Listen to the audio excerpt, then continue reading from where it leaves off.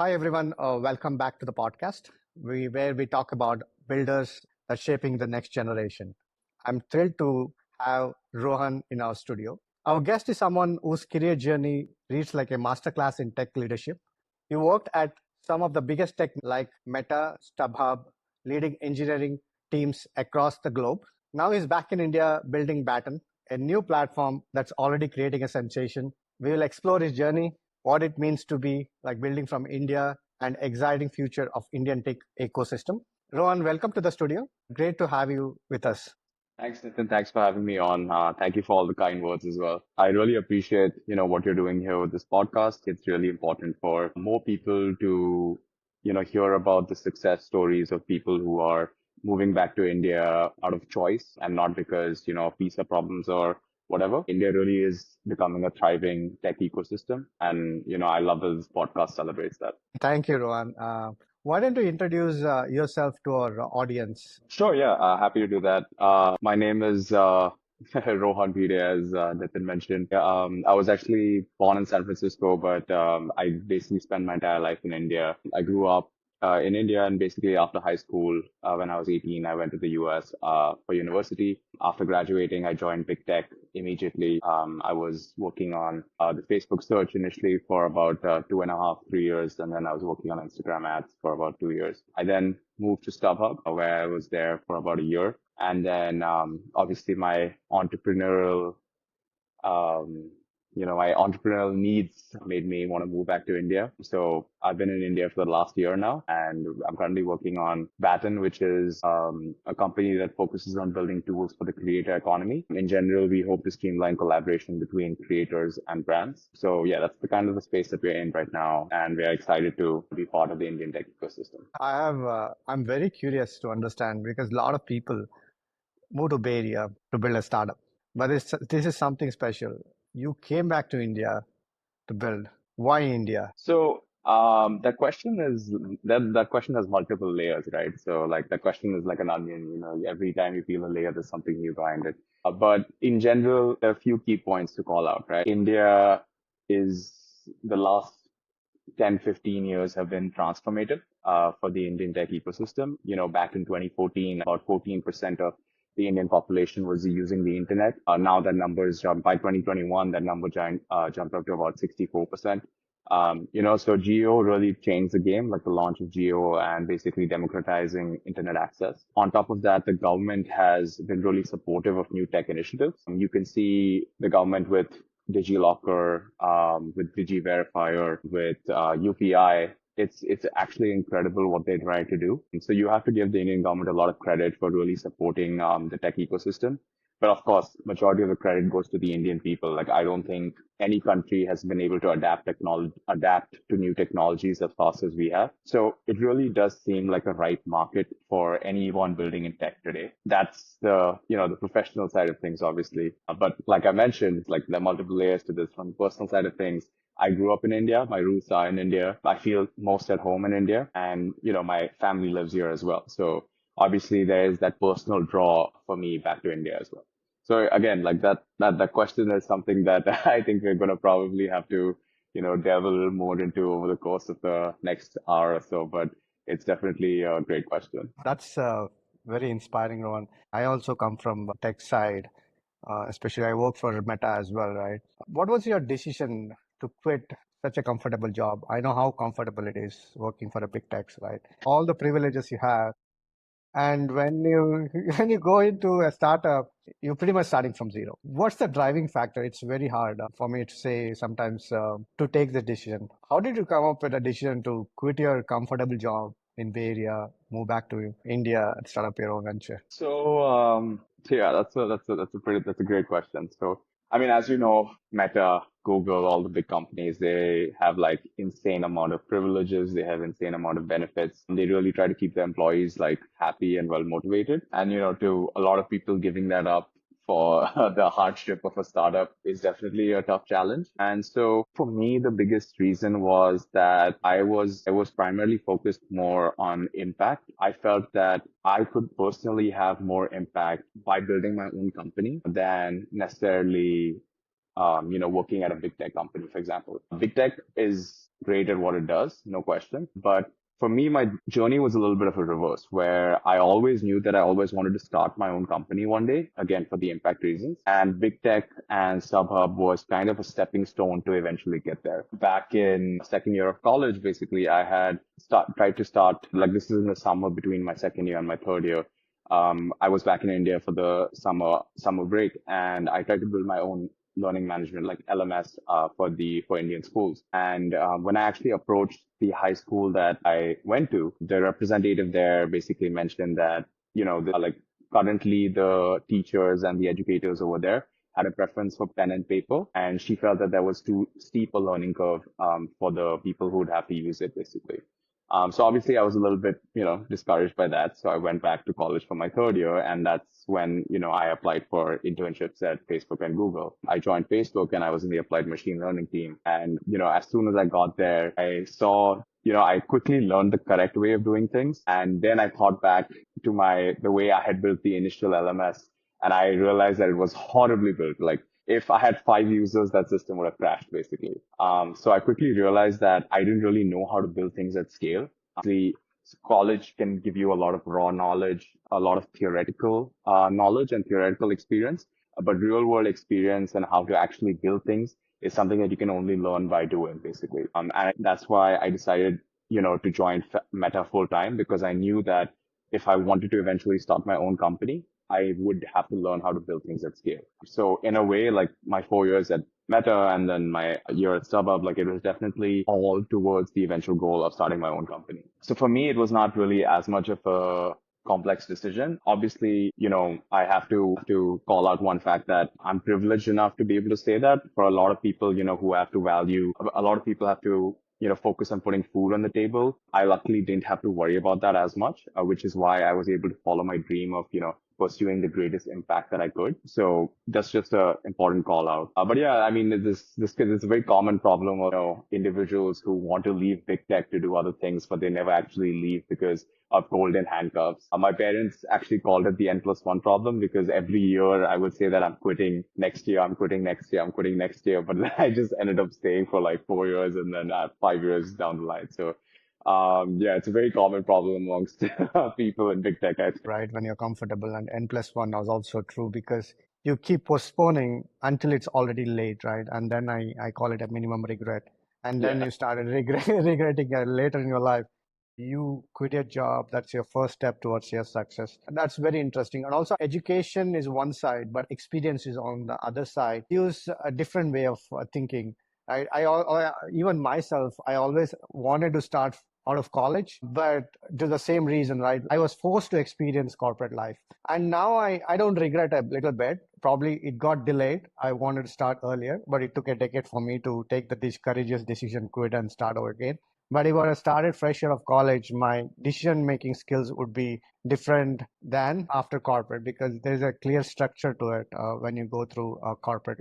For people who pull that trigger, later on when they have dependents and stuff like that, like luckily, like, I don't have any children or anything, so it was much easier decision for me to make.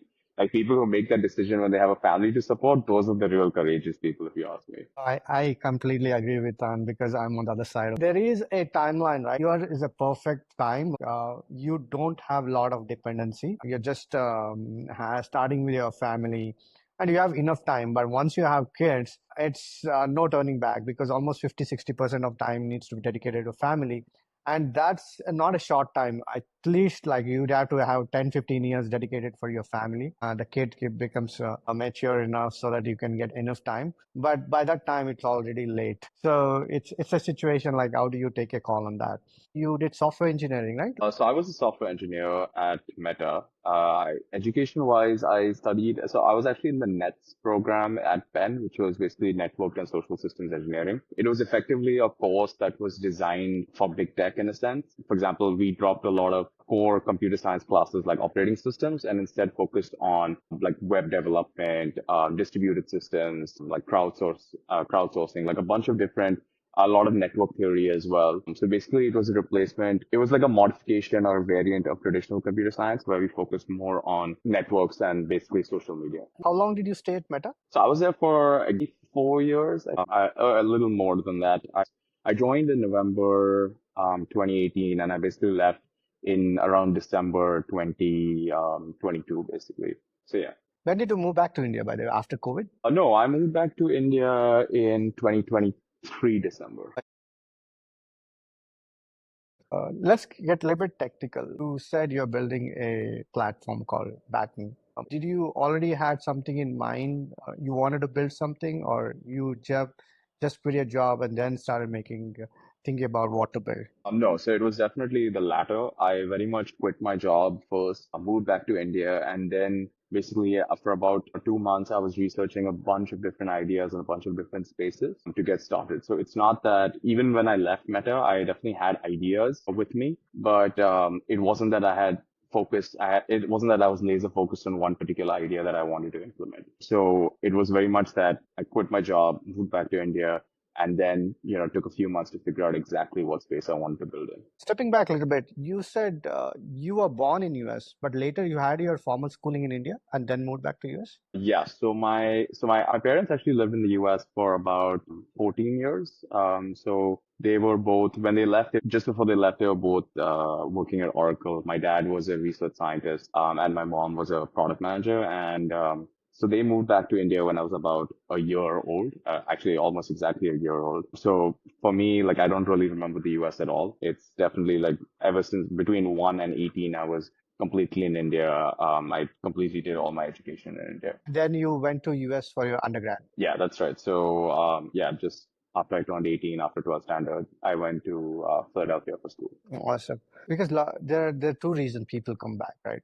One is of an immigration problem in US. That's a straightforward. And the other one is probably want to start something. They see a lot of potential in India. For you, it's probably later because you are US citizen. You have no problem with immigration. They come back to India and start up.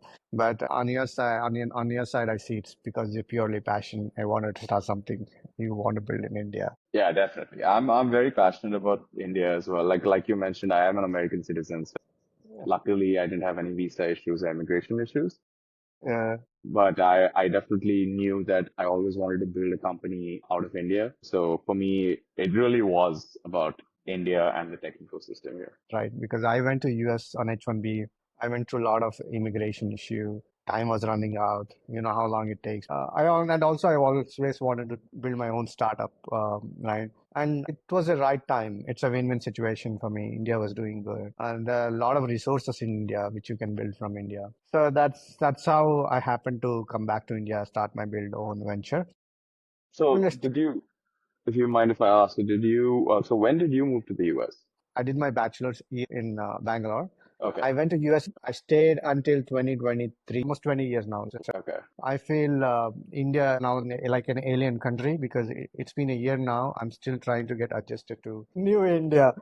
It changed drastically. One of the changes I've seen is UPI system. Oh my Nobody uses God. cash.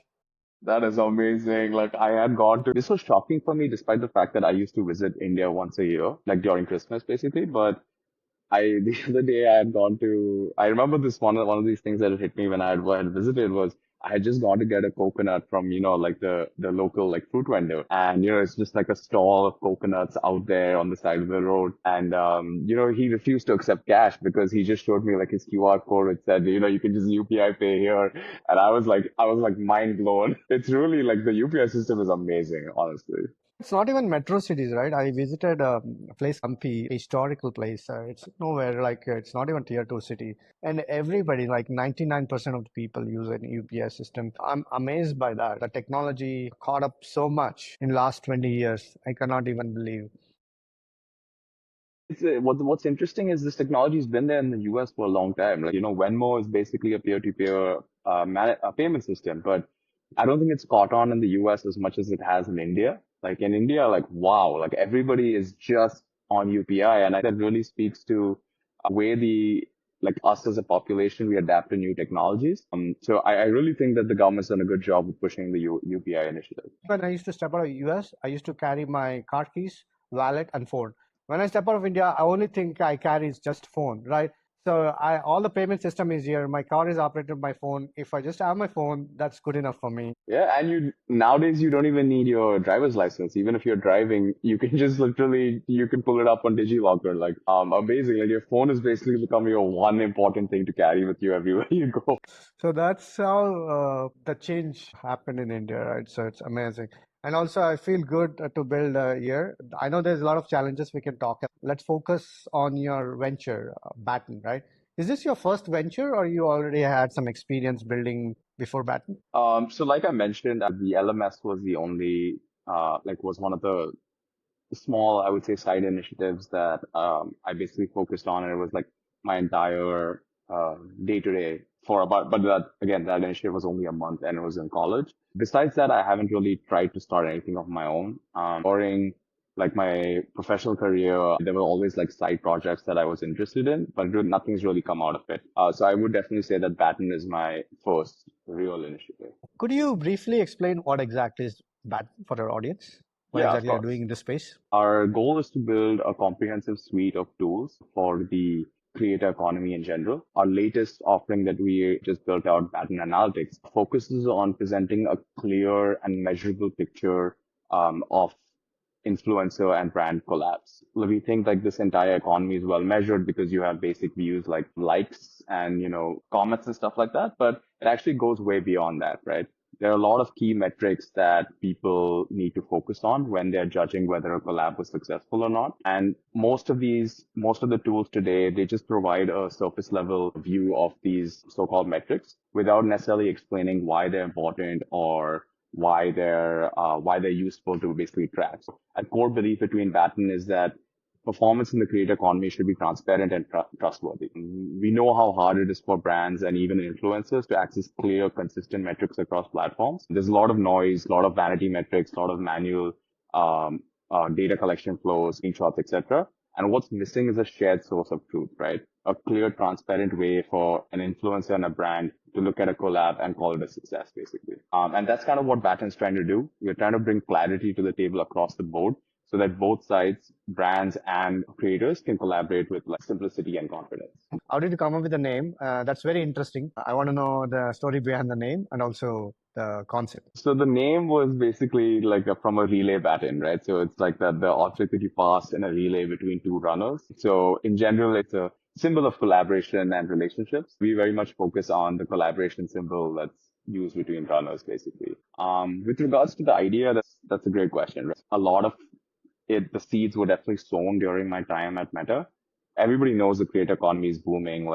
Goldman Sachs recently put out a report that said, they expect the TAM of TAM of the creator economy to go from like 250 billion in like 24 to like about 480 billion in 2027, right? That's almost like a 2x increase. So obviously the creator economy is also moving. But one thing that I noticed while I was working there was a lot of brands were moving their ad budgets away from traditional ads, traditional media, traditional ad content towards collaboration with influencers, right? For example, like even like this is just like across the board, right? There was a recent study that showed that about 40% of key company decision makers said they plan on increasing their influencer marketing ad budgets in 2024, sorry, in 2025. On top of that, you can see IPL has spent an estimate of like 550 crores on just trying to boost viewership using influencer collabs. The two key points was obviously the TAM was increasing, but second, I saw a shift of ad budgets away from traditional ads and traditional ad placements towards influencer collabs. And I thought that this is such an interesting space. It's a little disorganized right now. So any company or any tool that was able to bring clarity and stability would definitely be like a potential winner here, basically. Is there a particular geography of influencers you're targeting at this point of time? No, so we are not restricted geographically. We are basically we're building for the world in a sense. And yeah, we're not restricted by any particular niche for influencers, any niche for brands, any category, any particular product vertical. We're pretty much across the board. We just want to simplify the relationship between creators and brands. Is there a particular segment of influencers you're targeting at this point of time? So are you talking about product verticals or are you talking about Are you only all of focused on that. the micro influencers or macro influencers, a particular number of followers? Right. So that's a great question. So, in general, we are not focused on any particular tier of influencers. Obviously, the creators that will get the maximum out of our platform are the smaller creators. Followers is one of those things that's a vanity metric, so I wouldn't necessarily go by just that. But as you get larger and larger, there's a good chance you've collaborated with a bunch of brands before and they've seen like proven success and proven ROI. So at that point, the collaboration is based on the relationship between the brand and the creator, not necessarily that the brand is looking for new creators to work with. So any case where brands or creators are looking for new collabs, that's kind of where we come in and help streamline the process. So I'm creating a brand. I need an influencer. So you have a platform which is trying to connect both influencers and the brand here. How do I go about selecting influencers? Do you have a portfolio of influencers where I can choose based on the conversion rate? Like, guide me. I come to a platform as a brand, and how do I go about next? So even when you come to a platform as a brand, right, you need to have a clear idea of what it is that you're looking for. So when I say what you're looking for is like, what are the objectives of your campaign, right? In general, for example, if you are just looking to grow your brand name, establish brand credibility, those campaigns should emphasize reach over conversions, engagement, etc. But if you are trying to drive sales, if you're trying to drive app installs, if you're trying to drive subscription purchases, any sort of conversions, then you should definitely be focusing on creators that have high engagement, right? So it's a balance between the two. This is just an example of, when you come to a platform, you should have a clear idea of what your campaign objective is. Because based on that, we might recommend mega influencers or we might recommend nano influencers, right? In general, nano and mini influencers have about a times X engagement rate over larger influencers. But obviously, larger creators will have a much larger reach. So it's kind of a balance of what you're trying to do. If you're trying just to establish brand visibility, then I would say recommend that you go with larger creators. If you're trying to drive conversion and sales, I recommend that you go with a larger number but smaller influencers. So like nano, mini. But maybe you could, instead of getting a creator, you could get 50 creators, for example. So it all depends on, so I guess the first thing that we would ask you is like, what is the objective of your campaign? In our tool, you'd basically put out some specs for your campaign. After that, we'd basically match your requirements. So even when you come to our tool, you need to basically put out a media spec in a sense. Like, are you looking for creators who create reels? Are you looking for creators who post picturesque posts? Are you looking for creators who do stories? Like, because each creator usually has some sort of specialty. They've cracked the algorithm for a particular type of media format. So that's the next question that you need to ask, right? So what your campaign spec, like what is the media spec that you have in mind? On top of that, obviously, we need to go to the product vertical. Are you necessarily looking for follow lifestyle influencers? Are you looking for cooking influencers? Are you looking for athletic influencers?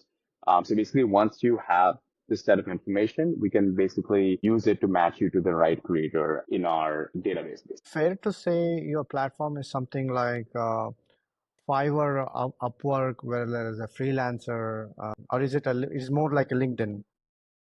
It's more like a LinkedIn. The way we see it as we are trying to, so if you consider the relationship between a brand and a creator, similar to a job seeker and a company, that's the best analogy that we've been working with, where, for example, a brand might have a campaign out there similar to a job posting, right? They're looking for creators slash job seekers to fill that role. Also, job seekers are looking to apply to jobs, right? So that analogy is well represented. That analogy is kind of what we try to follow at Baton. So obviously you have your initial search and discovery, right? We actually take it a step earlier than that. So similar to how a job seeker would apply to a company with a particular resume, right? We help build resumes for influencers in that sense, where we will basically pull up your metrics from the social media platform of your choice. You can highlight past campaigns, past collabs that you worked with. And, rather than just approaching a brand saying that, oh, I have 1 million followers, you can actually back that up with real data, right? You have a 9.2 engagement rate. You have 64% of your engaged audience lives in India, for example. So it definitely is in a sense, a kind of resume for creators. Then after that, obviously, you have the process where the brand and the influencer will like, have a chat, decide whether or not this is the right movement forward. And then let's say they've decided to collaborate. After that, the brand obviously, so the during the collab, a creator will put out a reel or any sort of media content that features, a particular product of the brand. In that case, the brand also needs a way to track track the success of that collaboration. So obviously this could be from basic things like, your basic social media metrics, likes, view, reach, engagement rate, time spent, etc. All the way to conversions. And that's kind of where Baton comes in. After you've decided to collaborate with a particular creator, you also need a way to track the success of your campaign, right? And if you take this problem and like if you take this problem for a particular brand, the idea of maintaining an ongoing campaign, and you multiply it by like 50, 100, etc. Because at one time, a brand is not just working with one creator, right? They're working with 50 creators. Maybe they're working with 50 creators on a single campaign. So how do you coordinate media placement? How do you coordinate media posting? Like, how do you coordinate the media posting schedule between all these influencers, right? So in general, it's a very manual process today, which involves agencies as well, WhatsApp messages, screenshots. In general, it's a very manual process, and a lot of it can be automated with the set of tools that we're planning on building out. So how do you validate the user engagement in your In our case, we actually pull the data directly from Instagram's APIs. So whichever social media platform you're using, whether it's Instagram, YouTube, TikTok, etc., they have developer APIs. And as long as the user signs in and provides permission, like in this case, the creator, we can fetch the engagement rates for, across time periods, across individual media content, etc. So it's not that the influencers or creators are claiming to provide a 9.2% engagement rate, right? It's engagement rate that we've calculated fetching the exact data from Instagram's APIs. So there's effectively no way for them to falsify any of that information. This is in like strict contrast to how it's done today, where basically before a brand decides to collab with their influencer, the last step is they'll ask for a screenshot of their Instagram insights. And we've come across several cases of, creators editing those screenshots to like show that the engagement is a lot more than it actually is, or show that their reach is a lot more than it actually is. So it happens, just like, falsifying resumes happen. And in a sense, Baton is kind of the background check or credit score report for creators. I think this is very interesting. I personally had a example where I had to change a lot of influencers because I asked them to share their portfolio. It looks awesome. Probably it looks like a modified resume. When I started working with them, the conversion rate was not as much as I expected based on the portfolio, right? The background check is very important. And today, I don't see any platform which actually showcases that. This is one of the key aspects I would look out for.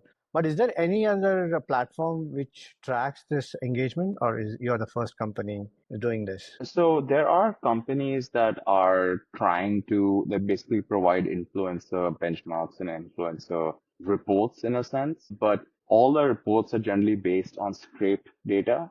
Like they basically scrape the social media platform to look at, calculate the number of likes, comments, etc.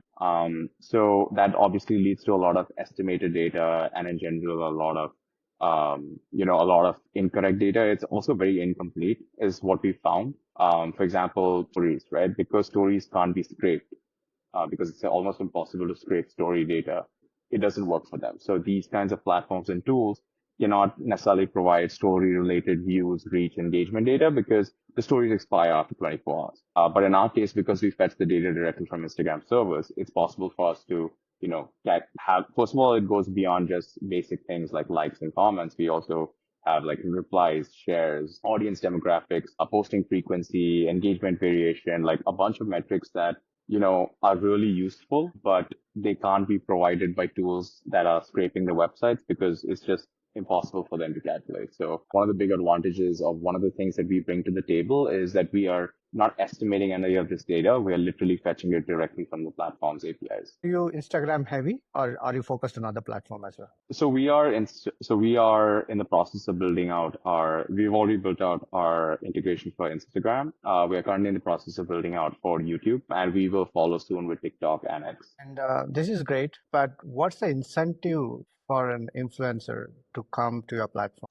That's actually a great question. So basically, one of the key parts that we are trying to push is that we there's obviously the brand side of the aspect, but just talking about the creator aspect, the creator side of the aspect, it's important for creators to understand what metrics they need to basically get brand deals. A lot of creators, basically, we've seen, like, because I'm part of a lot of creator communities, Facebook groups, Reddit threads, etc.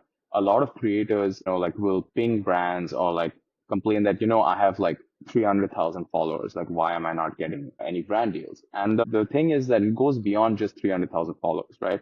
How does a brand know that the 300,000 followers that you have are real followers? And because we have access to all these metrics, we can actually track that, right? So, for example, one of the metrics that we track is the percentage of followers that have viewed any of your content in the last 6 months. So now, obviously, because it's such a large time period, if you had real followers, we expect that percentage to be like 90% plus. But a lot of creators actually, some of the profiles that we've seen have like percentages in like 32%, right? So that's extremely fishy. Like, over 6 months, only 30% of your followers have actually seen any of your content, right? So it gives creators an opportunity to understand what metrics brands are looking for, and how to improve those metrics. Now, eventually, we hope to come to the point where if we have enough creator data on our platform, we can start making recommendations. For example, say you're a furniture creator who primarily posts reels. We could analyze the data and say, hey, look,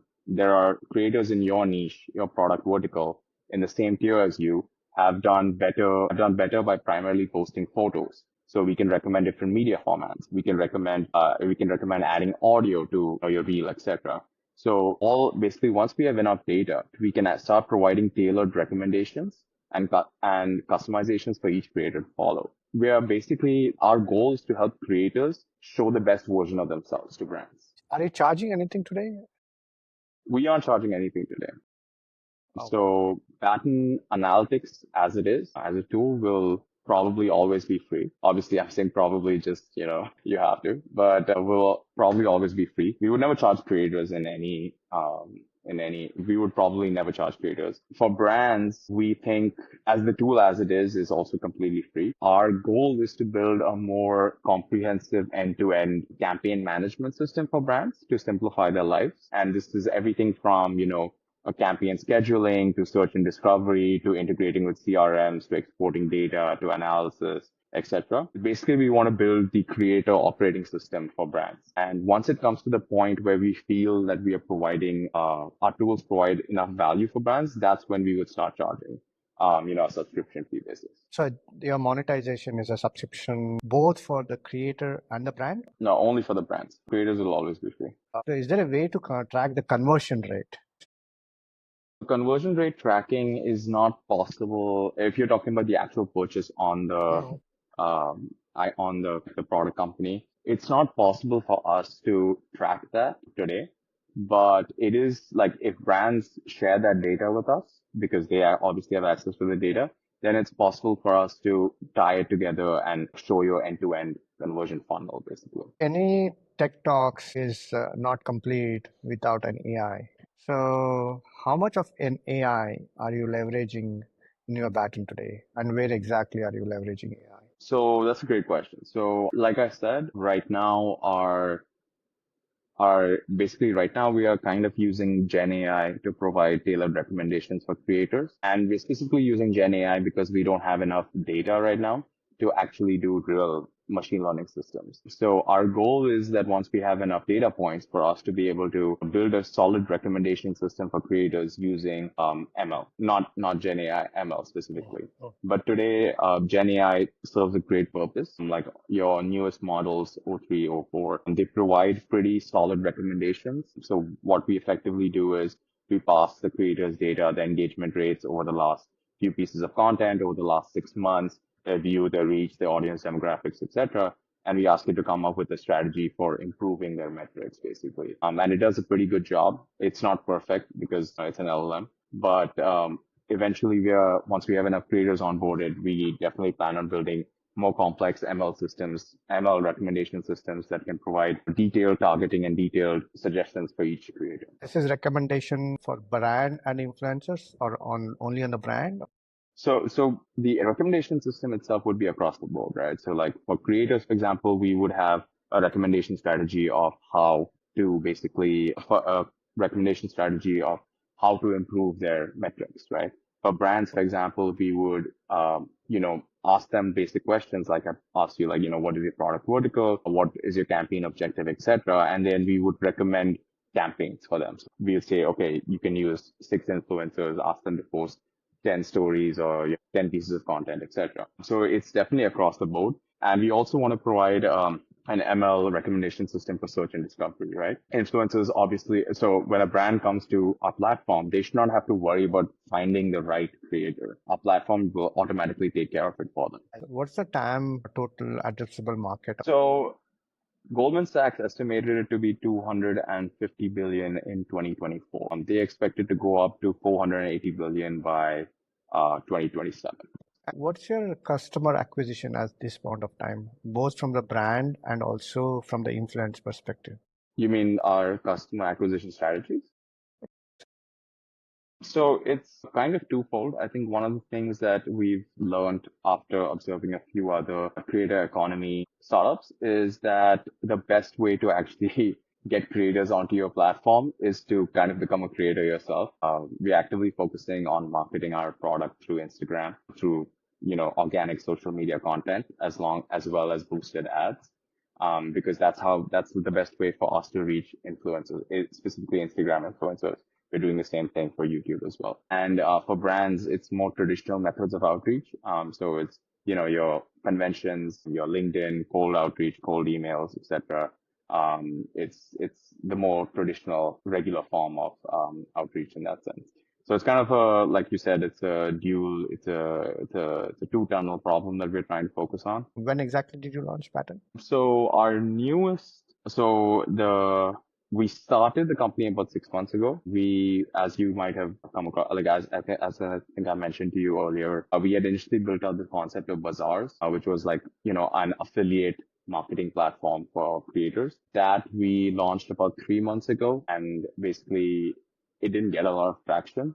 There was too much friction, as well as we might have misjudged the market. So we've kind of, deprioritized that product. And in the last month, we've started working on Baton Analytics, which we plan to launch on April 22nd. So probably have one pivot, right? So our bazaar concept was, we thought it was interesting. I mean, obviously every startup, every founder thinks it's interesting, but we definitely, we misjudged the market, and it didn't work out. It didn't gain enough traction. So we kind of deprioritized that effort. And yeah, it's kind of hard as a founder because it kind of taught us a lot of lessons as well. One of the key lessons it taught us is, market research is obviously always important. And the funny thing is we had done market research, and every time we spoke to a brand or a creator, and we spoke to numbers in the tens basically of each, they would always tell us that, this is amazing. We definitely use this, et cetera, et cetera. And it kind of comes back to that point from like a very famous quote from startup founders that say, don't listen to what the customer says, like look at what the customer actually does, basically. And,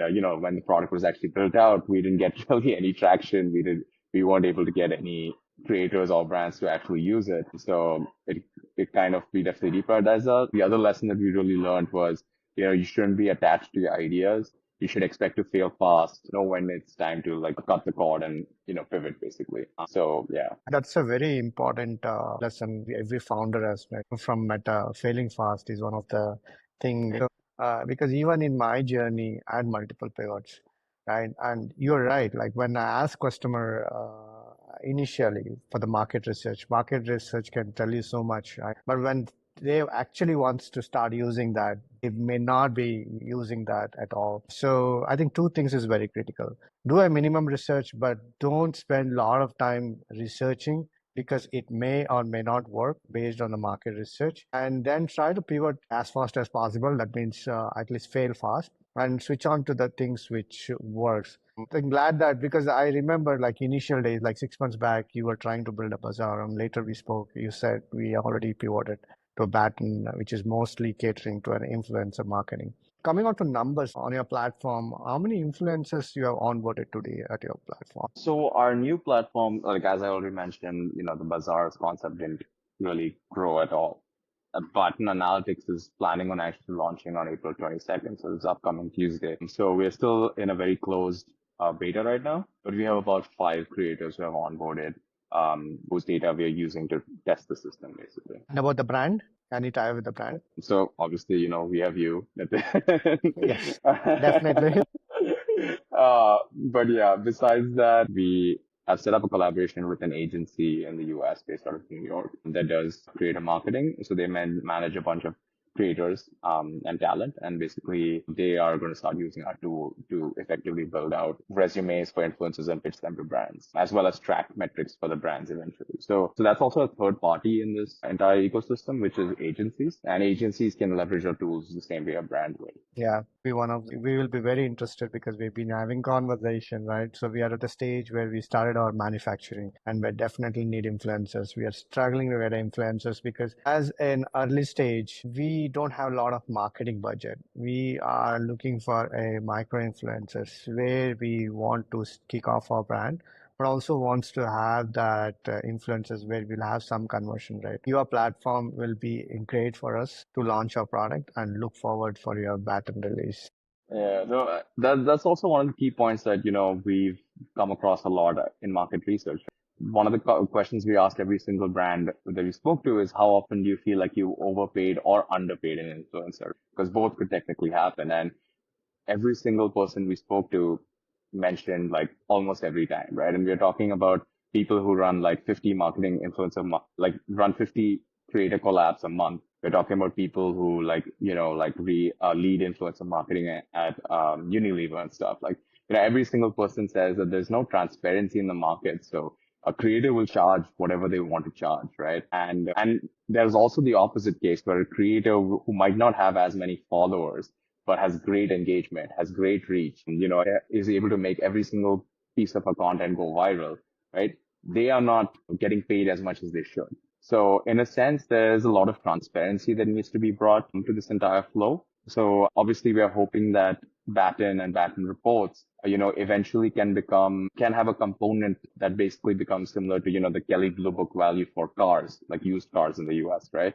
You put in a particular bunch of metrics about your make, model, number of miles, etc., and it spits out that, oh, this is the right price for the car. So in a sense that we're trying to do the same thing where, creators, we have their follower count, we have reach, we have engagement rates, we have audience demographics, etc., and can we crunch those numbers and say, okay, this is how much you should be charging. And then for the brands, we say this is how much you should be paying. And obviously we leave the negotiation up to them, but that's kind of what we're hoping for as well. Like right now, it's a very disorganized. I feel like it's a little bit of a disorganized market, and disorganized is the wrong word, maybe not as transparent. And that's kind of where we're hoping that Baton comes in and provides that transparency. The key people here is influencers, not only influencers, the right influencers, right, early on. And that's the struggle we have faced, and probably hopefully Baton will be able to solve this for every startup who has a limited marketing budget to start with. Yeah, definitely. I mean, I think we all agree that the creator economy is something that's awesome. We all respect what creators are doing.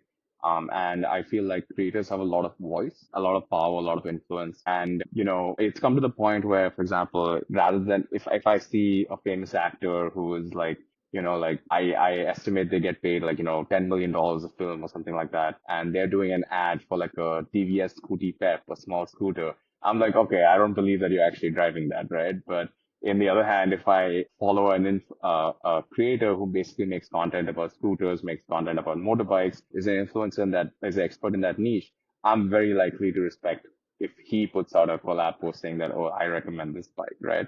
So creators do have a lot of importance and a lot of voice in the ecosystem, and that, startups, it's obviously a very powerful tool for startups to use when they're trying to advertise new products. And that's kind of where we hope Baton will come in, right? Where it can help both sides basically collaborate better. You're only planning on human influencers, but there is also potential of AI influencers. So what's your thought on AI influencers? I have multiple questions there, but let's start there. So yeah, so I know a few people, ex-colleagues who are basically working on the AI influencer space.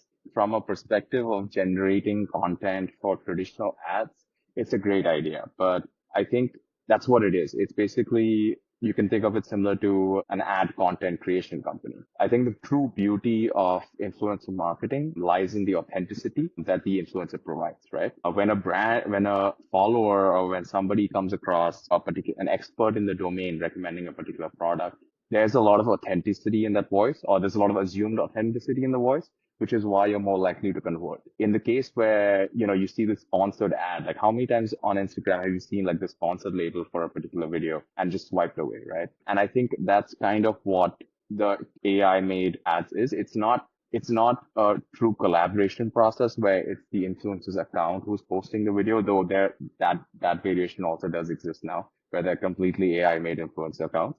But the traditional sense is that you generate a video that looks like an influencer doing a recommendation for a particular product. The company or the startup purchases that media item and then posts it through their handle, right? So I think it's a very valid content creation workflow. But at the same time, I don't think it truly captures the benefits and the beauty of creator collaboration. There could be a time you cannot recognize a real influencers with an AI. Is there a way to detect like an AI influencers going forward, or the line will be blurred out as you cannot differentiate between AI and human element in the future? So I think the answer to that lies in how good the AI media generation capabilities are. I already know a lot of companies are basically working on products that can tell the difference between AI generated content and non AI generated content and like organic content. Even text, for example, there are a few companies that are working on that. So I think as long as these companies do a great job of being able to tell whether media is AI generated or not, you can take the same technology, apply it to each of the influencers' content, and basically understand whether this is an AI influencer or not. Now, whether how to get that across to a regular person, that's a completely different question, right? Because I think like there are social media platforms that are moving towards that space as well. For example, I think Instagram and Facebook. Now, when you put a video, if it is AI generated, you have to add that AI label that says,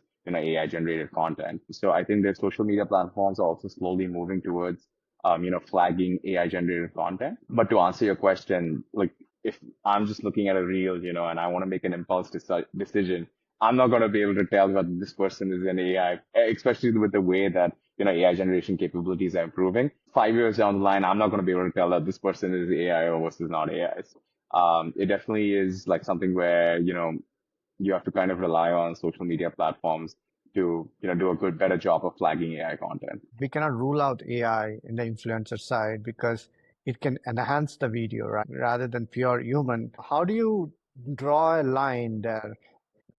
So more than the AI generated content itself, my focus in this space would be more about the creator account. Now, if the creator is a real person who's built their image, whether it's through AI generated content that people appreciate, or if it's their own traditional content, and then, a few content items they're making using AI, I don't think anybody should have a problem with that, right? Because fundamentally, at the end of the day, it's the influencer's name and their profile that is providing the authenticity to the collaboration. So personally, I feel that, and so this often comes down to like, for example, product review content, right? So like a common use case is where a creator will review a product item, like explain instructions on how to use the item, then continue and say that, oh, this makes my skin feel really good or whatever. Now, if they are choosing to generate that content using AI, it's their choice that they're making, right? So if, for example, it comes out that the content is AI generated, obviously they will lose the trust of their following, of their audience. So I think it's a fine line there. I think as long as the spirit of what they're trying to do um, is correct, like they've actually tested the product and reviewed it, and then they choose to enhance it using AI, I think that's completely fine. But I think as long as the spirit of, what they're promising their audience is met, then I wouldn't have a problem with it. I think that's a great topic we can discuss hour long just with the AI and human. But switching to the gear, we talked a little bit about your marketing strategy. So today you said you started with Insta, trying to also connect YouTube, TikTok, and somebody uses their own platform. Do you also connect those kinds of influencers or just the regular social media kind of influencers?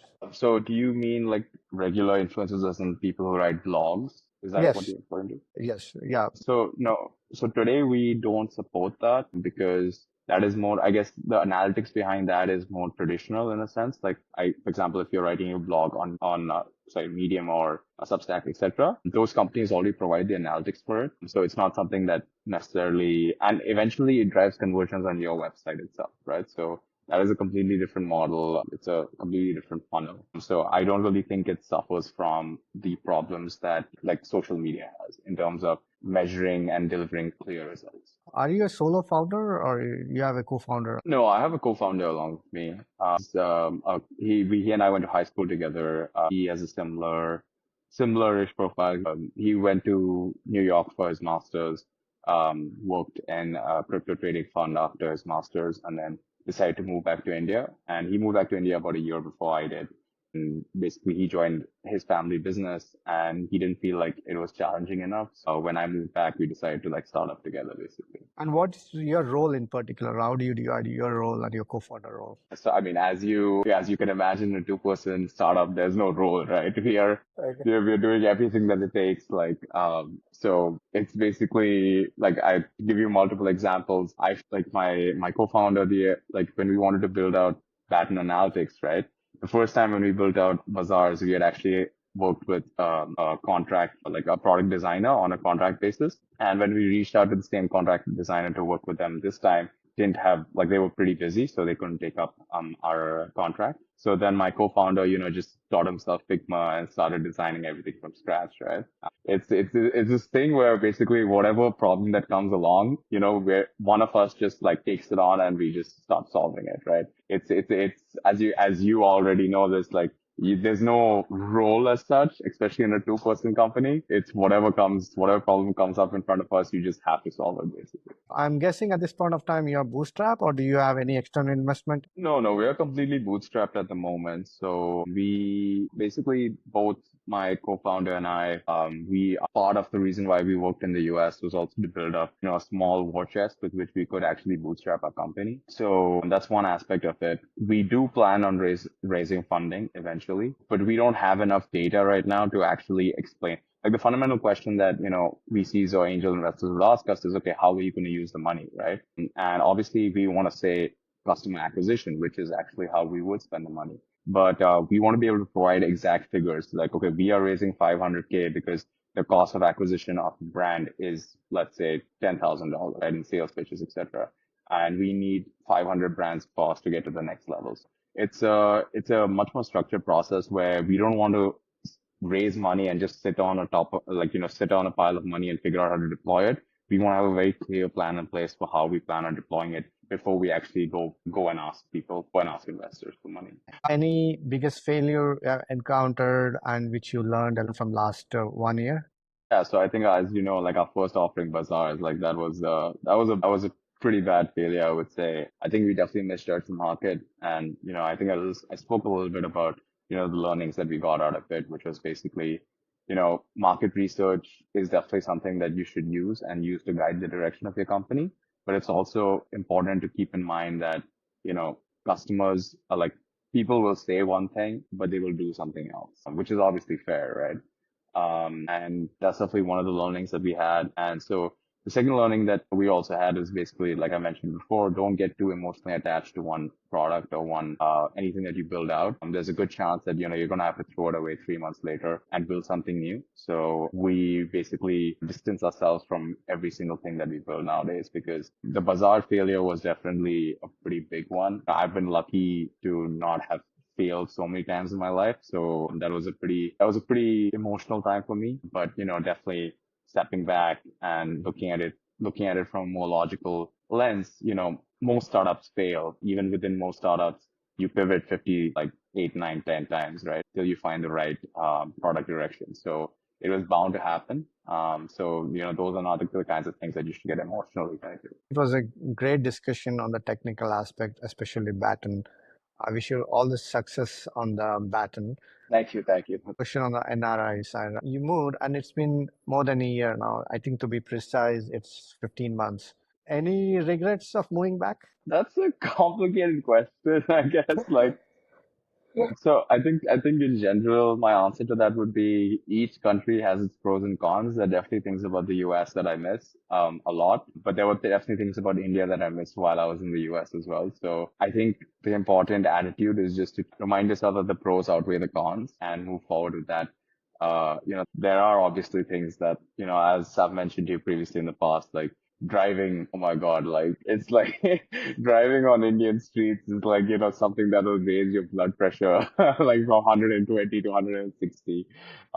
It's crazy. And especially in Pune right now, where a lot of metro work is going on because they're building the new metro.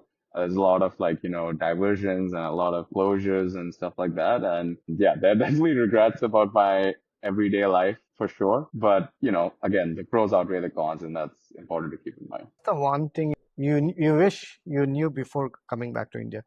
That's a great question. Honestly, yeah, I honestly don't think I have an answer for that. Because I used to visit every year, like I was pretty familiar with the Indian system. Because again, I was lucky enough to not have visa issues, so I could visit whenever I wanted. I could come back to India whenever I wanted. So I guess because of that, I was pretty familiar with how India was. So yeah, I guess there was no unsudden or unexpected, like anything here that particularly disappointed me, basically. If you had a chance to restart all over again, building in India or building in US, which one you would have preferred? All over again, I would still go with India. I like I think building in the US has its advantages as well. Like I think one of the things that we could have done differently about Baton, for example, is I could have gone to VCs and raised funding just on the basis of the idea and the team.